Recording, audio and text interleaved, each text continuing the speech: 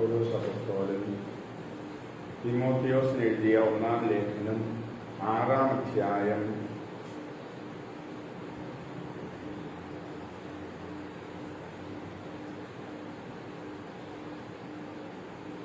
11-ാം തിരുവചനം. എന്നാൽ ദൈവിക മനുഷ്യനായ നീ ഇവയിൽ നിന്ന് ഓടി അകലണം. നീതി, ദൈവഭക്തി, വിശ്വാസം, സ്നേഹം, സ്ഥിരത, സൗമ്യത എന്നിവയെ ഉല്ലംഘിക്കുക. വിശ്വാസത്തിന്റെ നല്ല പോരാട്ടം നടത്തുകയും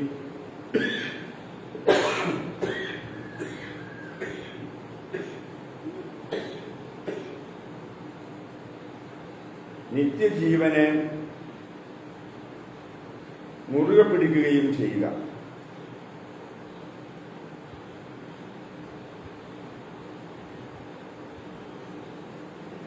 ഇതിലേക്കാണല്ലോ നീ വിളിക്കപ്പെട്ടിരിക്കുന്നത്. അനേകം സാക്ഷികളുടെ മുമ്പാകെ നീ ഇത് ദൃഢമായി ഏറ്റുപറഞ്ഞിട്ടുള്ളതാണല്ലോ. സഹോദരി സഹോദരന്മാരെ, ഇന്നത്തെ കുർബാനയിലെ ലേഖന വചനത്തിലെ ആദ്യത്തെ 2 വചനങ്ങളാണ് വായിച്ചത്. ആദ്യത്തെ വാക്കുകൾ ദൈവിക മനുഷ്യനായ നീ എന്ന് പൗലോസ് അപ്പോസ്തലൻ തിമോഥെയോസ് എന്നതിന്റെ ശിഷ്യനെ വിളിച്ച് അല്ലെങ്കിൽ അങ്ങനെ അഭിസംബോധന ചെയ്തുകൊണ്ട് തന്നെ പറയുന്നതാണ്. ദൈവിക മനുഷ്യനായ നമുക്ക് ആരെക്കുറിച്ചൊക്കെ അല്ലെങ്കിൽ ആരോടൊക്കെ ഇങ്ങനെ ഇത്രയും ഉയർന്ന രീതിയിൽ ചിന്തിക്കാനും പറയാനും അഭിസംബോധന ചെയ്യാനും സാധിക്കുമെന്ന് ഓർക്കുന്നത് നല്ലതാണ്. നമ്മളൊരു മനുഷ്യനെ കാണുമ്പോൾ തന്നെ, ഒരു മനുഷ്യന്റെ അടുത്ത് ചെല്ലുമ്പോൾ തന്നെ അവരെ നമ്മൾ അറിയുന്ന ഒരാളാണെങ്കിൽ നമ്മുടേതായ ഒരു വിലയിരുത്തലുണ്ടാകും.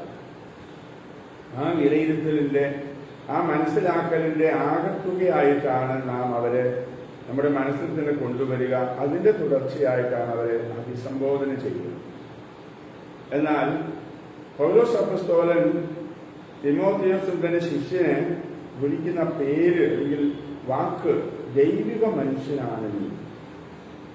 പെട്ടെന്ന് അച്ഛൻ്റെ മനസ്സിൽ ലൂക്ക 1:26-38 കടന്നു വരിക. എന്താണെന്ന് നിങ്ങൾക്കറിയാം.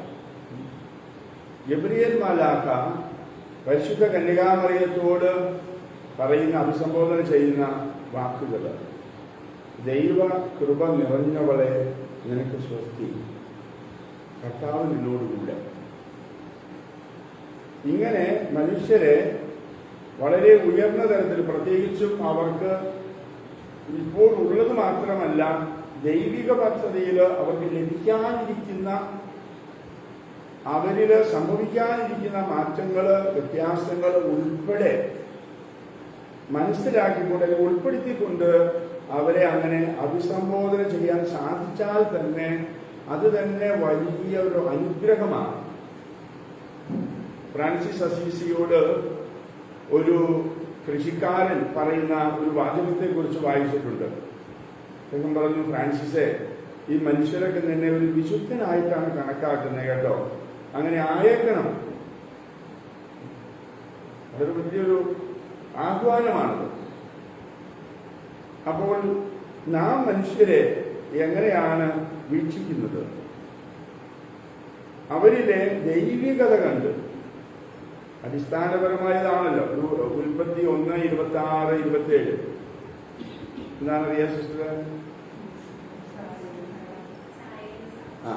ദൈവത്തിന്റെ ഛായയിലും സാദൃശ്യത്തിലും സൃഷ്ടിക്കപ്പെട്ട മനുഷ്യനാണ് എന്റെ മുമ്പിൽ നിൽക്കുന്നത്. അതിൽ കുറഞ്ഞ ഒന്നുമല്ല. ഇനി ഏതെങ്കിലും തരത്തില് അതിന് കുറവ് വന്നിട്ടുണ്ടെങ്കിൽ, അതിന് മങ്ങലേറ്റിട്ടുണ്ടെങ്കിൽ, അതിന് മുറിവേറ്റിട്ടുണ്ടെങ്കിൽ, അത് മറന്ന് കിടക്കുന്ന ഒരവസ്ഥയാണെങ്കിൽ, കിടക്കുന്ന എന്ന് പറഞ്ഞപ്പോൾ അത് ആ വാക്കുകളൊക്കെ ചിലപ്പോൾ ഉച്ചരിച്ചത് ലൂക്ക 10:25-37 വചനത്തിന് മനസ്സിൽ വന്നതുകൊണ്ടാണ്. ആ യാത്രക്കാരൻ, സമറിയക്കാരൻ ഇതൊക്കെ നഷ്ടപ്പെട്ടവനായി അല്ലെങ്കിൽ ഇതേക്കുറിച്ചൊന്നും അവബോധം പോലും ഇല്ലാതെ ആ വഴിയോരത്ത് കിടക്കുമ്പോൾ ഈ സമറിയക്കാരൻ അവനെ ആ തലത്തിലേക്ക് എത്തിക്കുകയാണ്. കൊണ്ടുപോയി അവന്റെ മുഴുവൻ എണ്ണയും വീഞ്ഞും ഒക്കെ പകർന്ന് തോളിലേറ്റ് കഴുതപ്പുറത്ത് കയറ്റി സത്രത്തിൽ കൂടി പരിചരിച്ച് അങ്ങനെ അവനെ ദൈവിക ജീവന്റെ അനുഭവത്തില് പങ്കുചേർക്കുകയാണ്. അപ്പൊ നാം അങ്ങനെ അല്ലാത്ത മനുഷ്യനെ കാണുന്നത് മുഴുവനും ഈ പറഞ്ഞ രീതിയിൽ അവൻ എത്തിക്കാൻ, അതായത് അവൻ ആയിത്തീരേണ്ട, നാം വഴി ആക്കി തീർക്കേണ്ട അവസ്ഥകൾ ഉൾപ്പെടെ മുമ്പിൽ കണ്ട് ആ മനുഷ്യനെ അങ്ങനെ അഭിസംബോധന ചെയ്യാൻ കഴിഞ്ഞാൽ അത് തന്നെ നമുക്ക് ചെയ്യാൻ പറ്റുന്ന ഏറ്റവും വലിയ ഒരു ദൈവിക പ്രവൃത്തിയായിരിക്കും. പുണ്യപ്രവൃത്തി എന്ന വാക്കിൽ ഒതുക്കി നിർത്താൻ ആഗ്രഹിക്കുന്നില്ല, അതൊരു ദൈവിക പ്രവൃത്തിയായിരിക്കും. അതിനാണ് നാം വിളിക്കപ്പെട്ടിരിക്കുന്നത് തന്നെ. രണ്ടാമത്തെ കാര്യം, പൗലോസ് ഇങ്ങനെ ഈ ദൈവിക മനുഷ്യനായ എന്ന് പറഞ്ഞ് അഭിസംബോധന ചെയ്യുമ്പോൾ അതിന് പിന്നിലൊരു ആത്മീയ രഹസ്യം കൂടിയുണ്ട്. തിമോത്തിയോസ് എങ്ങനെയാണ് ദൈവിക മനുഷ്യനായത്? പൗലോസ് തന്നെ വിവരിക്കുന്നത് പോലെ എന്റെ കൈവയ്പ് വഴി, അല്ലെ? പൗലോസിന്റെ കൈവയ്പ് വഴിയാണ് നിനക്ക് ലഭിച്ച ദൈവകൃപ നീ ഉജ്ജ്വലിപ്പിക്കണമെന്ന് ഞാൻ ആഗ്രഹിക്കുന്നു. ഇനി അത് പറയാനായിട്ട് അല്ലെങ്കിൽ അങ്ങനെ ചെയ്യാനായിട്ട് പൗലോസിന് ഇടയാകുന്നത് എന്തുകൊണ്ടാണ്? പൗലോസിന് ലഭിച്ച ഒരു കൈവയ്പുണ്ട്. പൗലോസ് തന്റെ ഏറ്റവും വലിയ ശത്രുവായിട്ട് കണക്കാക്കിയ അനനിയാസ് പൗലോസിന് കാഴ്ചയില്ലാതിരിക്കുമ്പോൾ അവന്റെ മേലെ കൈകൾ വെച്ചു. ആ ഒരു കൈവയ്പിലൂടെ ലഭിച്ച ദൈവ കൃപാനുഭവം അത് പൗലോസിനെ മാറ്റം വരുത്തി, രൂപാന്തരപ്പെടുത്തി. പൗലോസ് സാവൂളിനെ പൗലോസാക്കി മാറ്റി. അതുകൊണ്ട് തന്നെ പൗലോസിന് തനിക്ക് ലഭിച്ച ഈ വലിയ ദൈവകൃപാനുഭവത്തിൽ വേറൊരാളെ പങ്കുചേർക്കുക എന്നുള്ളത് അടിസ്ഥാനപരമായ ബാധ്യതയായിട്ട് മാറി. ഇന്നലെ നാം ഒരു നാണയം കിട്ടിയവൻ 10 കൂടി വർദ്ധിപ്പിച്ചതിനെ കുറിച്ച് പറഞ്ഞായിരുന്നു, ഓർക്കുന്നില്ലേ? പൗലോസിന് ലഭിച്ച ഈ ദൈവകൃപ ഒരു നാണയമാണത്. അത് 10 വർദ്ധിക്കുന്നത് കൊടുക്കുമ്പോഴാണ്. എത്രമാത്രം അത് നൽകാൻ, ചെലവഴിക്കാൻ തയ്യാറാകുന്നോ അതനുസരിച്ച് മാത്രമാണ് ഈ വ്യത്യാസം ഉണ്ടാകുന്നത്. ഈ രീതിയിൽ ഇങ്ങനെ നാം മറ്റുള്ളവരെ കാണുമ്പോൾ അവരെ അഭിസംബോധന ചെയ്യുന്ന കാര്യത്തിൽ ഉൾപ്പെടെ നാം പിശുക്ക് കാണിക്കാതെ നൽകുന്ന മനോഭാവമാണ് നമ്മെ ഭരിക്കുന്നതെങ്കിൽ നമുക്ക് അതിനാൽ തന്നെ വലിയ അനുഗ്രഹം കിട്ടുകയാണ്. രണ്ടാമത്, ഈ വചനത്തോട് ബന്ധപ്പെട്ട് പറയുന്ന ഒരു കാര്യം, ദൈവിക മനുഷ്യനായ നീ ഇവയിൽ നിന്ന് ഓടി അകലണമെന്നാണ്.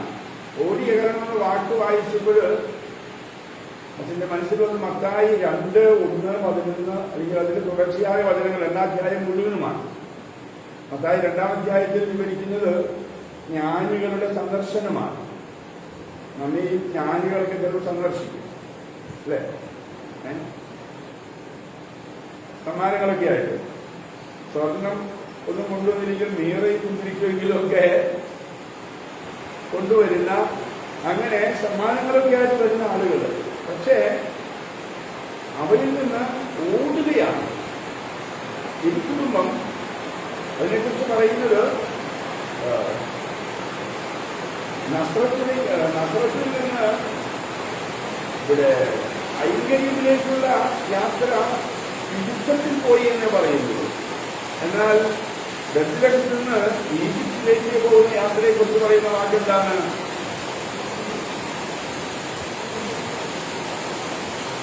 അതുകൊണ്ടാ പലായനം ചെയ്യുക, ഫ്ലൈറ്റ് ഫ്ലൈറ്റും യുദ്ധത്തിൽ പോകുന്നത് വലിയ വ്യത്യാസം നമുക്കറിയാം. നസ്രത്തിലേക്ക് സഹായിക്കാൻ പോകുന്നത് യുദ്ധത്തിലാണ്, എലീശാമയെ കാണാനായിട്ട്. എന്നാൽ ഈജിപ്തിലേക്കുള്ളത് പലായനമാണ്.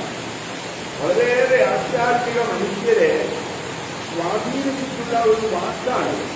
പ്രത്യേകിച്ച് മരുഭൂമിയിലെ പിതാക്കന്മാരെന്നൊക്കെ പറയുന്ന സഭാപിതാക്കന്മാരെ വളരെ ശക്തമായി സ്വാധീനിച്ചിട്ടുള്ളൊരു വാക്കാണ് ഹിസ്ട്രി.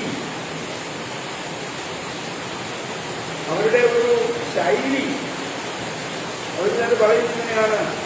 അർസേനീസ് എന്ന ഒരു വലിയ താപസനോട് കർത്താവ് പറയാൻ സൈലന്റ് 3 വാക്കുകളാണ് മനുഷ്യനെ ഭയങ്കരമായിട്ട് സ്വാധീനിച്ചത്. ദൈവം അർത്തേക്കിനോട് പറഞ്ഞു, നീ പലായനം ചെയ്യുക. അവനായിരുന്ന അവസ്ഥകളൊക്കെ വിട്ടിട്ട് പലായനം ചെയ്യുകയാണ്. ഇത് സമ്മാനിച്ചൊക്കെ വരുന്ന അവസ്ഥയൊന്നുമല്ല, അതിനൊക്കെ ഗുരുതരമാണ്. തിരിഞ്ഞു നോക്കുന്ന അവസ്ഥയില്ല. മതത്തിലേക്ക് ചൈതന്യമല്ല, അവർക്ക് 10 വർഷത്തിലൊരിക്കലും. പക്ഷേ മുണ്ടാമരത്തിന്റെ അവസ്ഥ പോലുമല്ല, അതിലും ഭയങ്കരമാണ്. അർത്തേമിയൂസ് അങ്ങനെ പലായനം ചെയ്തു ഇരിക്കുന്ന നാട്ടിൽ നിന്ന്. എന്നിട്ട് രണ്ടാമത്തെ പാട്ട് സംസാരിക്കരുത്. അവര് എടുത്തിട്ടുള്ളൊരു വാചകം ഇങ്ങനെയാണ്: ഞാൻ ഈ പ്രാർത്ഥനയുടെ സ്ഥലത്ത് വന്ന ശേഷം പറയാനിടയായ ഒരു വാക്കിനെ ചൊല്ലി പോലും കുട്ടിക്കേണ്ടി വന്നിട്ടില്ല. ഏറ്റവും മിനിമമേ പറഞ്ഞിട്ടുള്ളൂ. പറയാനിടയായ ഒരു വാക്കിനെ കുറിച്ച് പോലും കുട്ടിക്കേണ്ടി വന്നിട്ടില്ല. അത് സ്പീക്കണോ? ഇനി മിണ്ടാതിരിക്കുന്നത് അടുത്ത വാക്കാണ്. അതിനൊക്കെ അടുപ്പം ബി സൈലന്റ്, നിശബ്ദനായിരിക്കുക. സംസാരിക്കാതിരിക്കുന്നതിൽ നിന്ന് കുറച്ചുകൂടി ആഴപ്പെട്ട ഒരു വാക്കാണ് നിശബ്ദനായിരിക്കുക. ആ നിശബ്ദതയ്ക്ക് തന്നെ വളരെ അഗാധ തലങ്ങളുണ്ട്. ഹൃദയത്തിന്റെ നിശബ്ദത, പഞ്ചേന്ദ്രിയങ്ങളുടെ നിശബ്ദത, ഇങ്ങനെ പറഞ്ഞ പല തലങ്ങളുണ്ട്. അപ്പോൾ അത്തരത്തിലുള്ള അത്യഗാധമായ ഒരു ആത്മീയ സാധനയെക്കുറിച്ചാണ് അവർ പറയുക. ഇവിടെ പൗലോസ് അപ്പോസ്തലൻ തിമോഥെയോസിനോട് പറയുകയാണ്, ദൈവിക മനുഷ്യനായി ദൈവയിൽ നിന്ന് ഓടി അകലണം. ദേവയിൽ നിന്നാണ്, അതിൽ നിന്നാണ് ഓടിയാകാൻ പറയുക. അത് മനസ്സിലാക്കാൻ തീർച്ചയായും അതിന് മുമ്പുള്ള വചനം വായിക്കണം. പൗലോസ് പറയുകയാണ്, തിമോഥെയോസേ, ധനമോഹമാണ് എല്ലാ തിന്മകളുടെയും അടിസ്ഥാന കാരണം. ധനമോഹമാണ് എല്ലാ തിന്മകളുടെയും അടിസ്ഥാന കാരണം. ധനമോഹത്തിന്റെ തുടർച്ചയായിട്ട് വേറെ പല മോഹങ്ങളും വരും, അല്ലേ? ഇനി വചനത്തെ കുറിച്ച് രാത്രി ഏതോ യാമത്തിലൊക്കെ ഇങ്ങനെ ചിന്തിക്കാനിടയായി.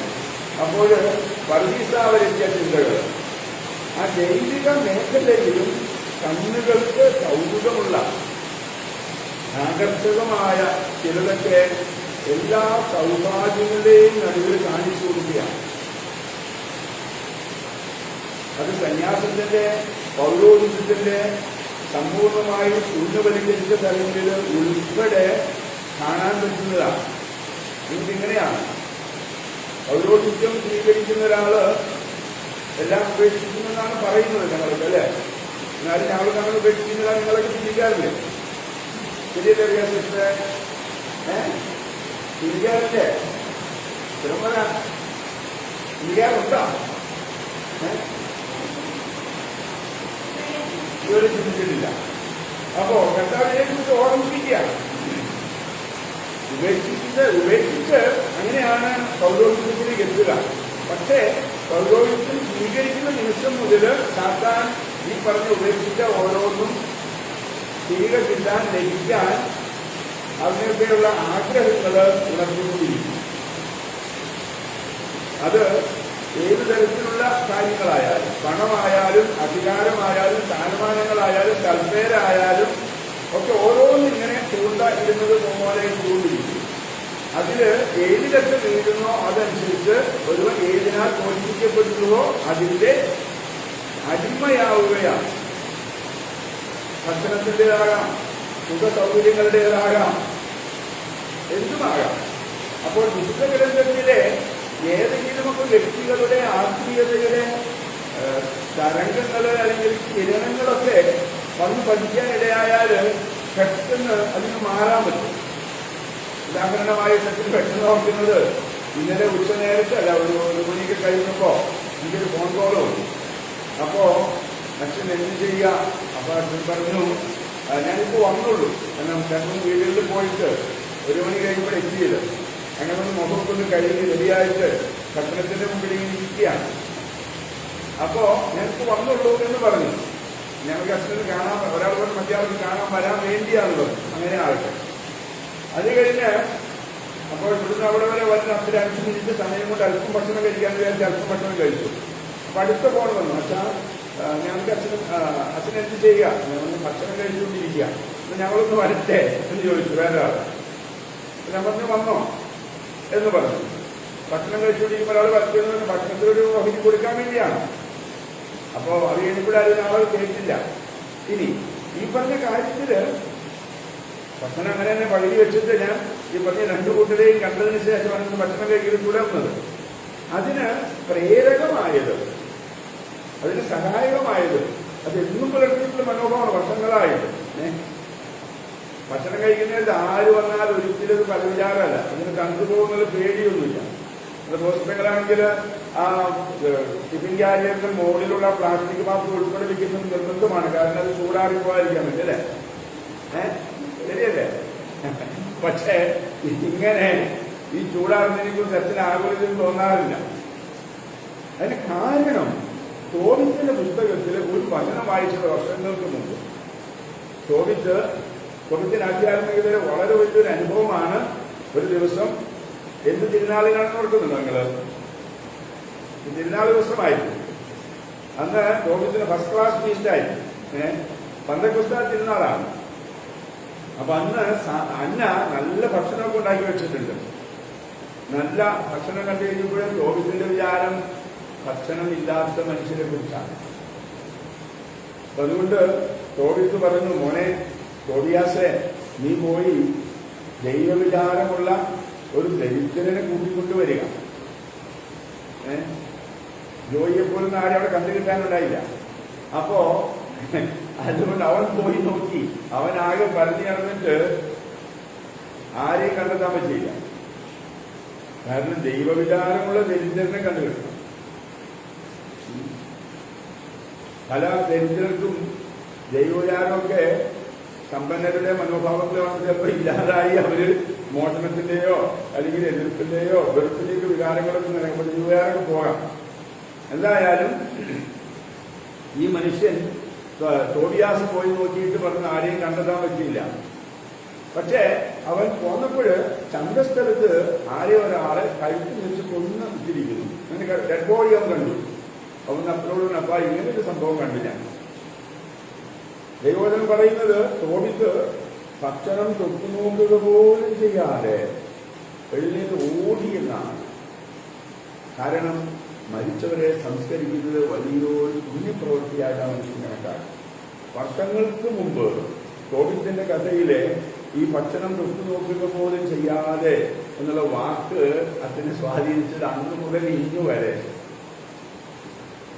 ഭക്ഷണം കഴിക്കുന്ന സമയത്ത് ആര് വന്ന് വിളിച്ചാലും എന്ത് കാര്യം ചോദിച്ചാലും ഒരിക്കലും അത് ബുദ്ധിമുട്ടായിട്ട് കണക്കാക്കാൻ ദൈവം ഇതുവരെ ഇടയാക്കിയിട്ട് നാളെ ഇടയാക്കുമെന്ന് അറിയാൻ പാടില്ല. അപ്പോ ദൈവവചനത്തിന്റെ വെളിച്ചം നമ്മുടെ ഉള്ളിൽ തട്ടിയാല് നമ്മുടെ മനോഭാവങ്ങൾ ആകെ മാറും. അപ്പോൾ പൗലോസ് അപ്പോസ്തലൻ പറയുന്നത് നീ ഓടി അകലണം. എന്തിൽ നിന്ന്? ധനമോഹം. ഇനി അതോട് ബന്ധപ്പെട്ട് ധനം കിട്ടുമ്പോൾ പിന്നെയുള്ള കാര്യങ്ങൾ എങ്ങനെയൊക്കെയാണ്? ഇഷ്ടംപോലെ കാര്യങ്ങൾ അതിന്റെ ഭാഗമായിട്ട് വരും.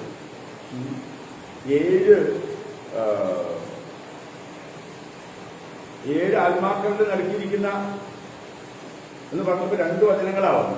ഒന്ന് 7 അരൂപി ബാധിച്ച സ്ത്രീ, 7 പിശാചിക്കുന്ന ഒരാൾ പുറത്താക്കി എന്ന് പറയുന്നില്ല.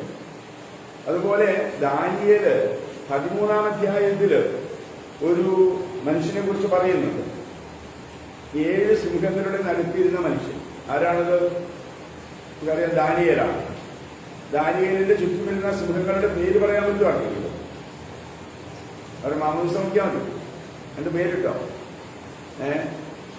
നിഗളം, ദ്രവ്യാഗ്രഹം, മോഹം, കോപം, അസൂയ, മടി, ഇങ്ങനെ ഈ പറഞ്ഞ സിംഹങ്ങളുടെ നടുക്ക് ഇരിക്കുന്ന ഒരു മനുഷ്യൻ.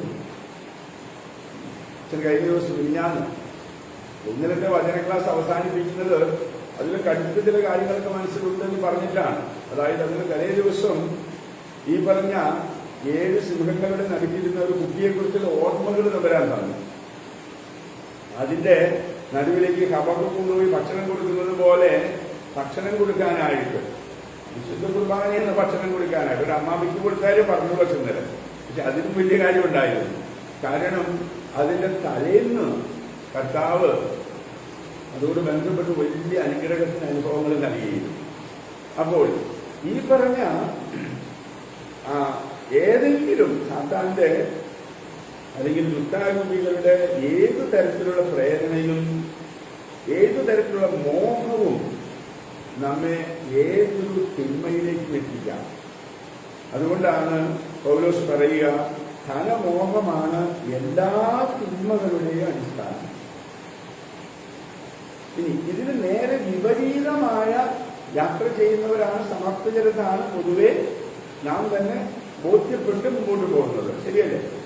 എങ്കിലും ആ നമ്മയെയും നാം അറിയാതെ ധനം ഒഴിച്ചു ബാക്കി പലതിനുള്ള ആഗ്രഹങ്ങളെങ്കിലും ഉണർത്താം. ഇത് ഒരു ഗ്ലാസ് വെള്ളത്തിന് വേണ്ടി പോലും ആഗ്രഹിക്കുമ്പോൾ അത് ലഭിക്കാതായാൽ നമുക്ക് വിഷമം തോന്നും.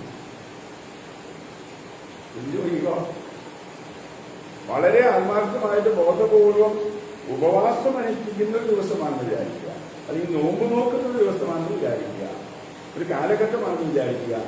അതിന്റെ മധ്യത്തിൽ പോലും ചിലപ്പോൾ എന്നിട്ടും അവരിങ്ങനെയാണല്ലോ അങ്ങനെയാണല്ലോ പ്രതികരിച്ചതെന്ന് ഓർത്ത് മനസ്സ് വിഷമിപ്പിച്ച് സാധാൻ ഈ പറഞ്ഞ കലിയില് പെടുത്താം. ധനമോഹമാണ് എല്ലാ തിന്മകളുടെയും അടിസ്ഥാന കാരണം.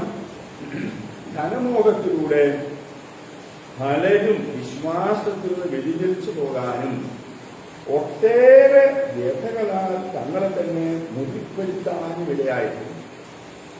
എന്നിട്ടാണ് പറയുന്നത്, എന്നാൽ ദൈവിക മനുഷ്യനായ നീ ഇവയിൽ നിന്ന് ഓടി അകലുക. അതാണ് ഫ്ലൈറ്റ്. ഓടി അകലുക. എന്നിട്ട് നീതി, അവർക്ക് വാക്ക് മതി ഒരു ദിവസം കൊണ്ട് ധ്യാനിക്കാനായിട്ട്. തിമോഥെയോസിന് പറയാണ്, നീതി നമുക്കറിയാം, അർഹതപ്പെട്ടവന് കൊടുക്കലാണ് നീതി. ഏറ്റവും അടിസ്ഥാനപരമായ കാര്യമാണ്. ശരി, ഇന്നലെ മുറിയിലിരിക്കുമ്പോൾ ഒരു കാര്യം ചോദിക്കാമെന്ന് ഒരാൾ വന്നു. അപ്പോൾ അവൻ ചില വിഷമതകളെ കുറിച്ചൊക്കെ പറഞ്ഞു. അങ്ങനെ പറഞ്ഞപ്പോൾ ഞാൻ പറഞ്ഞടാ, ഞാൻ ഇപ്പൊ തന്നെ വീട് വന്ന് വരാമെന്ന് പറഞ്ഞു. അവരൊരിക്കലും അങ്ങനെ ചിന്തിച്ചിട്ട് പോലുമില്ല. കാരണം അച്ഛന് തോന്നി അത് അടിസ്ഥാനപരമായ നീതിയാണ്, പുരോഹിതൻ രീതിയിലുള്ള അച്ഛന്റെ ഉത്തരവാദിത്വമാണ്. അങ്ങനെ ചെന്ന് കഴിഞ്ഞപ്പോൾ അവിടെ ഒരു കുട്ടിയെ കണ്ടു. അവരുടെ മകനാണ്. അവന്റെ ആ കൊച്ചുകുട്ടിയുടെ വിശേഷങ്ങൾ കേട്ടപ്പോ അത് തന്നെ അവന്റെ വേദനയിലേക്ക് ഇറങ്ങിച്ചെല്ലാനായിട്ട് വലിയൊരു പ്രേരണയായി. ഒരു 1/4 മണിക്കൂർ നേരം നിങ്ങളോട് ഇപ്പോൾ പറയുന്ന ദൈവവചനത്തെക്കാളും വളരെ മനോഹരമായിട്ട് ദൈവവചനമൊക്കെ പറഞ്ഞ് ഇരിക്കാനായിട്ട് ഇടയായി. അപ്പോൾ ചിലർ പറയുക, നമ്മുടെ ജീവിതത്തില് നാം പുലർത്തുന്ന നീതി എന്നത് അർഹതപ്പെട്ടവന് കൊടുക്കലാണ്. അർഹതപ്പെട്ടവന് കൊടുക്കൽ എന്ന് പറഞ്ഞാല് പത്രോസ് പറയുന്ന പോലെ, അപ്പസ്തോല പ്രവർത്തനം 3:1 പറയുന്നത് പോലെ, അതെ, സ്വർണവും വെള്ളിയും ഇല്ല, വാസ്തവത്തിൽ കൊടുക്കേണ്ടതും അതല്ല, എന്നാൽ എനിക്കുള്ളത് ഞാൻ നിനക്ക് തരുന്നു. തിമോഥെയോസിന് പൗലോസിന്റെ കൈവയ്പിലൂടെ, പൗലോസിന് അനനിയാസിന്റെ കൈവയ്പിലൂടെ, അനനിയാസിന് അപ്പസ്തോലന്മാരോടുള്ള ബന്ധത്തിലൂടെ ലഭിച്ച ദൈവകൃപയുടെ വലിയൊരു അനുഭവമുണ്ട്. ഇതില് ഒരു പങ്ക്, ഒരു ഓഹരി ഇത് കൊടുക്കാൻ ഇടയായതുകൊണ്ട്, ആ ബന്ധത്തിൽ ജീവിക്കുന്നത് കൊണ്ട് അതിന് തുടർച്ചയായി നീതി, ദൈവഭക്തി, വിശ്വാസം, സ്നേഹം, സ്ഥിരത, സൗമ്യത എന്നിവയെ ഉന്നം വയ്ക്കുക. ഉന്നം വയ്ക്കുന്ന കാര്യത്തെക്കുറിച്ച് പറഞ്ഞപ്പോ കഴിഞ്ഞ ദിവസം കണ്ട ഒരു കുട്ടിയെ ഓർക്കുകയാണ്. ഞാൻ ചോദിച്ചു, മോളെ നീ എന്താകാനാണ് ആഗ്രഹിക്കുക? അവളുടെ സ്മാർട്ട് കുട്ടിയാണ്. അപ്പൊ അവള് 10ാം ക്ലാസ്സിൽ പഠിക്കുന്ന കുട്ടിയാണ്. അവള് പറഞ്ഞു, എനിക്ക് നേഴ്സാകണം. ഞാൻ പറഞ്ഞു, നീ കുറച്ചുകൂടി ഉയർന്നതാണ്, നേഴ്സിന്റെ തരത്തിൽ നിന്ന് ചുരുക്കി കാണല്ലേ. ലക്ഷ്യം നേഴ്സിംഗ് മാത്രമാണെങ്കിൽ ആ കുട്ടിയുടെ താല്പര്യങ്ങൾ അത്രയും ലെവലിൽ നിൽക്കുള്ളൂ. എന്നാൽ കുട്ടിയുടെ ചുമ, മോളെ നീ അതിന് ഉയർന്ന് കാണാൻ ശ്രമിക്ക്, അതിന് നിൽക്കല്ലേ. നമ്മള് പൂർണ്ണതയിൽ കുറഞ്ഞ ഒന്നും നമ്മുടെ ലക്ഷ്യമാക്കി നിർത്തരുതെന്നുള്ളതാണ്. കർത്താവ് യേശുക്രിസ്തു പറഞ്ഞെന്താണ്? എന്റെ സ്വർഗസ്ഥനായ പിതാവ് പരിപൂർണനായിരിക്കുന്നത് പോലെ നിങ്ങൾ പരിപൂർണരായിരിക്കുക എന്നതാണ്. അത് പുറത്തൊന്നുമല്ല. ബൈബിളിനെ പോലെ ആരും മതിയോ? പോരാ. നമുക്ക് പലപ്പോഴും പല സഭക്കാർക്കും അവരുടെ ഫൗണ്ടറിന്റെ കാര്യങ്ങളൊക്കെ ധ്യാനിച്ചു കഴിയുമ്പോ ഇതുപോലെ ആയാൽ മതി. നോ, അത് ഒരു സ്ഥലത്തേക്ക് പോകാനൊരു ബോർഡ് കണ്ടിട്ട് ആ ബോർഡിന്റെ അടുത്ത് സ്ഥലം ഇതാണെന്ന് വിചാരിച്ച് നിന്ന് പോകുന്ന പോലെ ബോർഡ് ചൂണ്ടുപലകയാണ്. തൃക്കോണത്തിൽ ചെല്ലുമ്പോൾ എറണാകുളത്തേക്ക് പോകേണ്ട ഒരാള് എറണാകുളത്ത് ബോർഡ് കണ്ടിട്ട് ഇതാണ് എറണാകുളം എന്ന് വിചാരിച്ച് നിന്നുപോയാൽ മണ്ടത്തരാണെന്ന് നമുക്കൊക്കെ അറിയാം. ഇതുപോലെ ഒരു ഫൗണ്ടർ പോലും ഒരു ചൂണ്ടുപലക മാത്രമാണ്. ക്രിസ്തുവിന്റെ ചൂണ്ടുപലക. പക്ഷെ ചൂണ്ടുപലകയുടെ ചുവട്ടില വളരെ പേര് താമസിക്കുന്നത്. ചൂണ്ടുപലകയുടെ ചുറ്റും പൂക്കളൊക്കെ ഇട്ട് അലങ്കരിച്ച് മനോഹരമായിട്ട് വരുന്നവരോടൊക്കെ ഇതാണ് ഞങ്ങളുടെ ലക്ഷ്യം എന്ന് പലപ്പോഴും പലതരത്തില് പറഞ്ഞു പോവുകയാണ്. അറിഞ്ഞില്ല, അറിയാതെ പറഞ്ഞു പോവുക അല്ലെങ്കിൽ പറയിപ്പിക്കാറുണ്ട്. എന്നാൽ മാതാവ് പറഞ്ഞ പോലെ അവൻ നിങ്ങളോട് പറയുന്നത് ചെയ്യുക എന്ന വാക്കിന്റെ അർത്ഥതലങ്ങള് പലപ്പോഴും പലരും മറന്നു പോവുകയാണ്. അപ്പൊ പൗലോസ്ലീഹ പറയുകയാണ്, നീതി, ദൈവഭക്തി, വിശ്വാസം, സ്നേഹം, സ്ഥിരത, സൗമ്യത എന്നിവയെ ഉന്നം വയ്ക്കുക. ഉന്നം വയ്ക്കുന്നത് ഉയർന്നതാണെങ്കിൽ തീർച്ചയായിട്ടും അതിനുവേണ്ടിയുള്ള പരിശ്രമം ഉണ്ടാകും. വലിയ കുഞ്ഞുമ്പോൾ കർത്താവ് അപ്പസ്തോലനിലൂടെ ഞങ്ങൾക്ക് നൽകുന്ന ഈ പ്രബോധനങ്ങൾ സ്വീകരിച്ച് അതനുസരിച്ച് ജീവിക്കാൻ, ജീവിതത്തെ ക്രമപ്പെടുത്താൻ ഞങ്ങളെ അനുഗ്രഹിക്കണേ എന്ന് പ്രാർത്ഥിച്ചുകൊണ്ട് നമുക്ക് ബലിക്കായിട്ട് കൊള്ളും.